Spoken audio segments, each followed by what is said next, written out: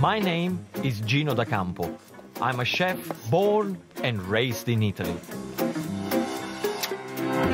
For Italians, the most important thing in life is food.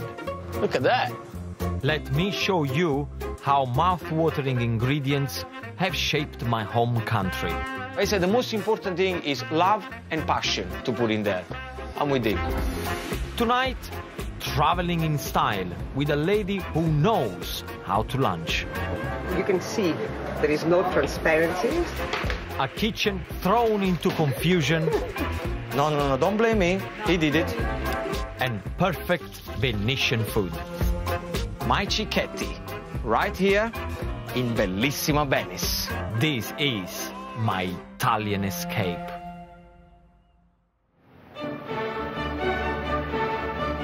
Unique, alluring, captivating, and sometimes overwhelming. Venice is one of the most mesmerizing cities in the world. It's enchanted visitors for centuries and is the perfect place for an Italian escape. If you look at the map of Italy, Venice and its surrounding islands lie to the northeast of the country on the Adriatic Sea.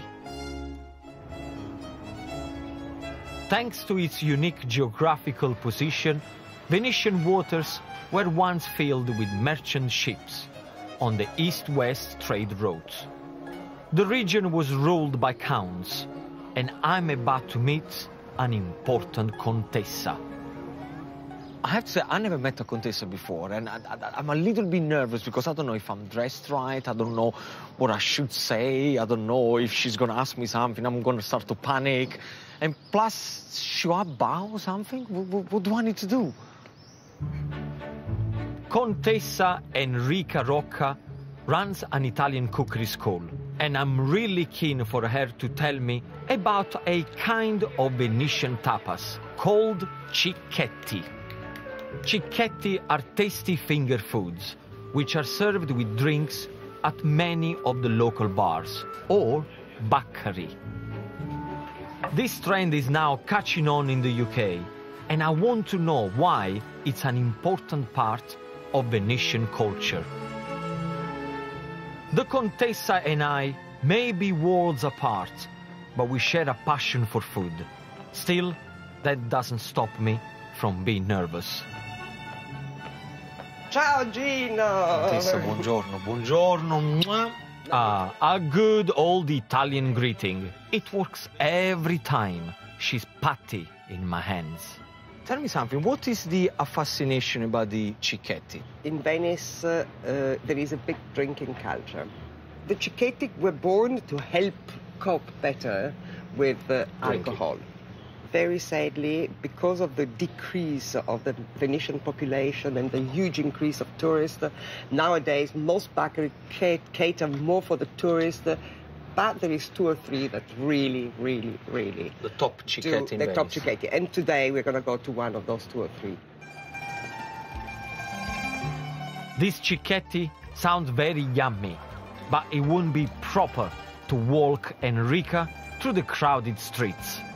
My Contessa deserves to travel in style, and how else but on a gondola. In the 16th century, gondolas were the most common boats used here, for both transport and trade. Back then, there were about 10,000 gondolas in daily use.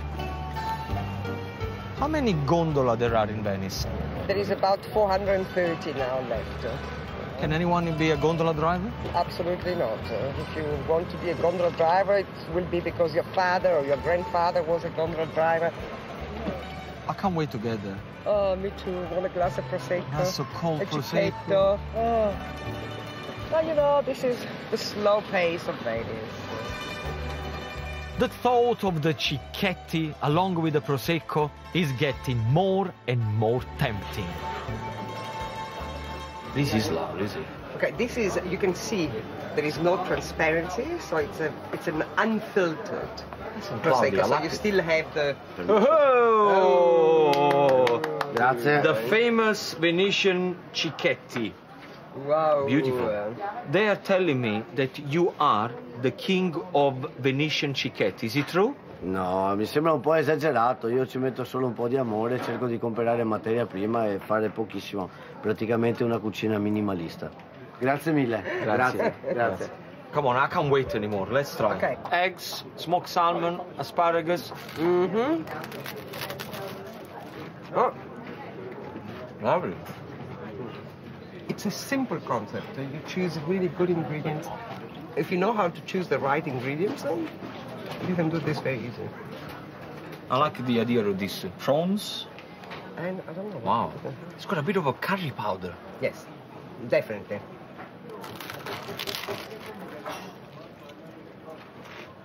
Oh, Why you think he added curry to this? I think because probably the Venetians, they were going with boats all over the world. All the boats with the spices from the east Yeah. to the west were coming through Venice. So the Venetian cuisine in the old times had loads of spices. And I think the Venetians, they got it right. The cicheti is a fantastic idea. Now that I've tasted authentic Venetian cicheti, I want to create a little platter of my own. But first, I need some incredible ingredients. After saying arrivederci to the Contessa, there is only one place to go for inspiration. Venetians have been coming to the Rialto food markets for over 1,000 years. The fruit and vegetables are second to none, but it's the fish stalls which have really caught my eye. Buongiorno. Buongiorno. Stavo cercando dei bei gamberoni proprio come Bellissimi, questi. guarda, sono ottimi. Sì, un paio di manciatone belle sistemate. qui davanti. Che me li voglio fare alla griglia. Sì, piglio quelli là belli corposi. Grazie. Che ne dici? Dovrebbe andare? Fantastico, fantastico, fantastico. Those prawns will be stunning for my cicheti. But I couldn't come to Venice without buying fish. Produce from all over the world has been shipped to the Rialto markets. But I'm after something special. Un'altra cosa che volevo, un bel pezzo di merluzzo, che lo voglio fare impanato con un po' di pepe, una cosa. Many classic Venetian dishes are made with dried cod, but I'm going to use the fresh stuff. Stupendo. Ok. Che ne dici? Può andare? Ecco lei. Oh. Mister. Ciao, bello. Ciao, buona Grazie, giornata. ciao. Now that I've got my fresh prawns and succulent cod, I'm going to make a delicious cicheti plate of toasted breads with tasty toppings. I'm not gonna do one or two, I'm gonna do three of them, and we start with the easiest one, the courgettes. This first topping will be an explosion of flavors, and chives give a hint of fresh onion. I've quartered the fennel and removed the core. It's just too tough, and I only need the best bits. Now add a few capers in vinegar, season with salt and pepper and extra virgin olive oil. These ingredients get my mouth watering just by looking at them. So my next dish, I'm going to use cod. This is the cod I got this morning from the fish market. Beautiful and fresh. I want you to slice me thin slices. I'm making a topping of mini fish fingers, so the portions must be small. For the coating, I'm using toasted breadcrumbs, which I'm mixing with coarse chili powder. Get your finger and mix the breadcrumb with the chili. Perfetto! Time to coat my cod. Egg first, and then straight into the breadcrumb. You could also use smoked fish for this recipe. I'm going to fry the cod in olive oil. Get the oil hot, but not too hot. So my tip is very simple. Get a little pinch of breadcrumb, put it into the oil, and if you see the bubble going on, it means that it's ready. Look at those bubbles going. Let's get the fish in. Now you can only imagine the flavor of this cod. Crispy outside, the spicy going on, sweet cod in the middle. Oh yes, my cicheti, they're gonna rock. I'm cooking the fish for 1 minute on each side. Get the prawns and they're going straight in. I want you to cook them for 15 seconds on each side. Wow, these prawns are so juicy. Everything's cooked, the prawns just need slicing. And then very simply, cut the cod in half. I'm using toasted ciabatta for my cicheti. And here's the first: courgette, fennel, and capers.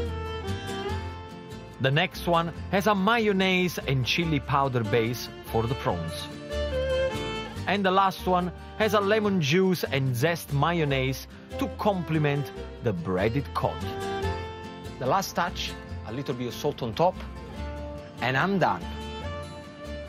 Look at that. My cicheti, right here, right now, in bellissima Venice. Fantastico! But I still got more to do in Venice. Coming up, I visit beautiful Burano, where I try and get to grips with Venetian cuisine. Oh, look at my shoes. And I get emotional about my radicchio risotto. Oh, I'm super happy with this.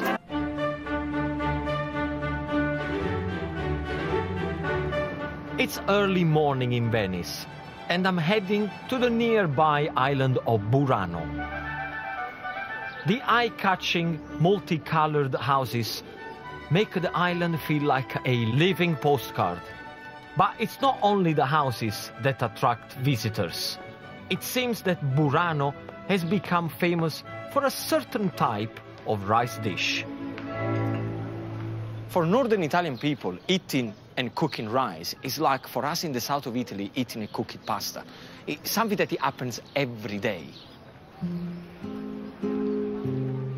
The climate and geography in the north of Italy is perfect for growing rice. In fact, 60% of Europe's rice crop is produced in Italy. I've seen risotto and rice cooked in many, many ways. And apparently, there is a restaurant around the corner from here where they cook risotto in a very weird way. And I'm very interested about that. Da Romano Trattoria has been operating on Burano for over a century. Their specialty is risotto, and chef Mirko Micheli has been cooking this rice dish for over 20 years. And I want to see what all the fuss is about. Mirko! Ciao bello, come stai? Ciao, bene, grazie. Everything okay? Ok. Good, good, good. Che stai facendo? Sto facendo un risotto di go. Mirko is making a creamy risotto with northern Italian Vialone Nano rice and a stock made from Venetian go fish. I came all the way down here because apparently he has this, weird technique on how to make risotto, but so far it looks pretty straightforward. Cioè, il segreto dov'è ora? Il segreto è nella mantecatura. Ah, he said the secret is in the mantecatura when he puts the butter and parmesan together. Because usually mantecatura is butter and parmesan, the risotto, you stir in a pan like he's doing, and it ends there. There? Ok. Così perché prende un po' d'aria e rilascia un po' l'amido. He said this is the way he does it because air goes into the rice and releases more starch. I have to admit, I've never ever seen this done before. Prova, ma he said try. I said, I'm Italian. I need to walk around Venice. Okay, grazie. I seriously can't work it out if he's joking or if that's the way he does it. Okay. Yeah. Step back. Sì? Oh, Porca miseria. Look on my shoes. This is quite fun. This is cool. Quanto puoi andare sopra? I'm challenging him to see how high he can go. Okay. Nice, nice.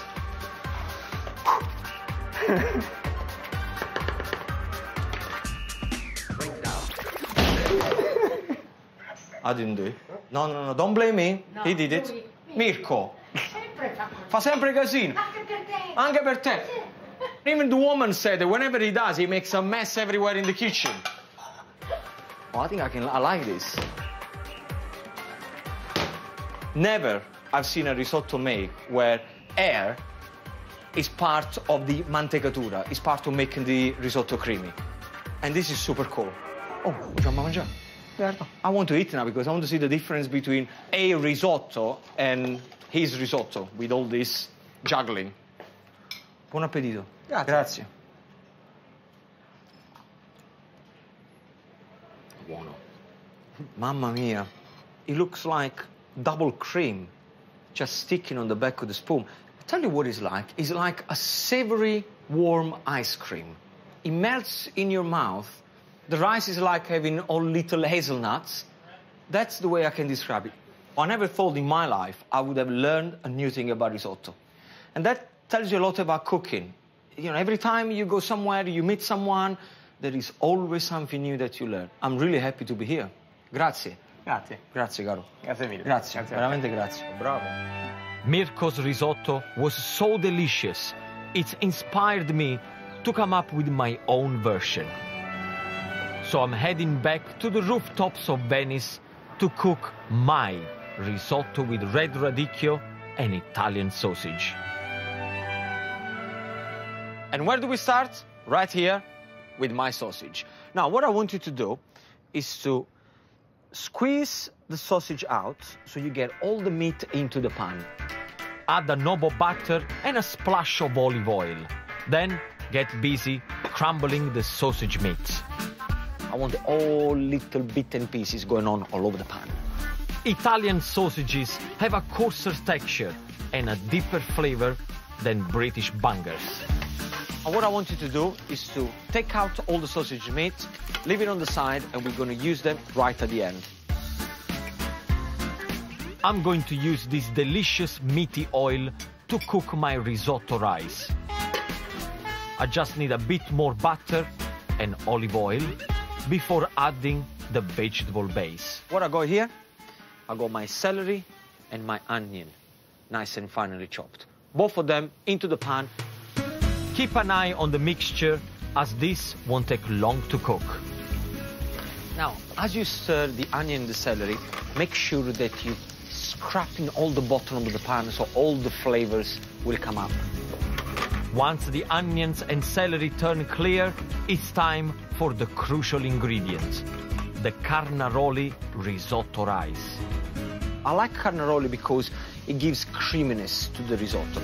You should use about 1.5 handfuls of rice per person. You need to toast the rice because the outside of the rice grain is going to get nice and translucent, and inside is going to keep nice and al dente. Make sure the hot oil coats every grain. This will help the rice slowly absorb any liquids without getting soggy. Now, add a little bit of white wine. Use a dry wine you enjoy drinking. Once the alcohol's evaporated, it's time for the vegetable stock. I'm using warm vegetable stock, and you're gonna have to add a little bit at a time. So many people get confused at this stage, but don't be. The secret is very simple.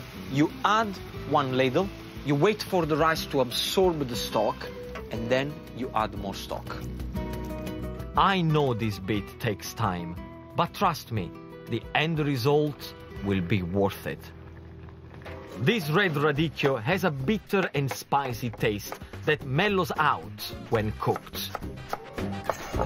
The radicchio goes straight into the risotto, and so is my peas. Frozen peas works absolutely perfect for this dish. I want my risotto to look as creamy as Mirko's, without juggling it. So it needs more butter and Parmigiano Reggiano. Start to stir until it becomes all creamy. The risotto will go even more creamy as the starch releases into the pan. Finally, don't forget to add the crispy crumbled sausage.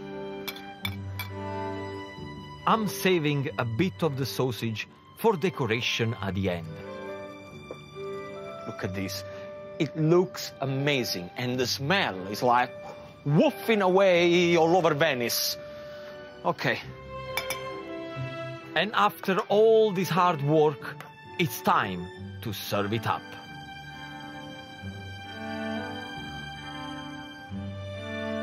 Oh, I'm super happy with this. Creamy risotto with red radicchio and crispy Italian sausages. Buon appetito!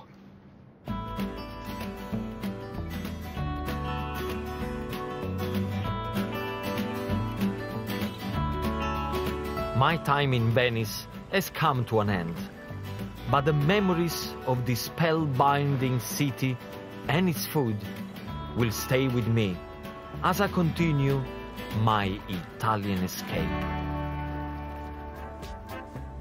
You can find all Gino's delicious recipes and more in his accompanying book, Gino's Italian Escape, A Taste of the Sun, out now from all good retailers. Cricket legend Andrew Freddie Flintoff chats to Piers Morgan on Live Stories tonight at 9 and on Sunday at 7. Stephen Mulhern is your host for the return of Sunday Night at the Palladium here on ITV. Next tonight, though, we're back in Coronation Street.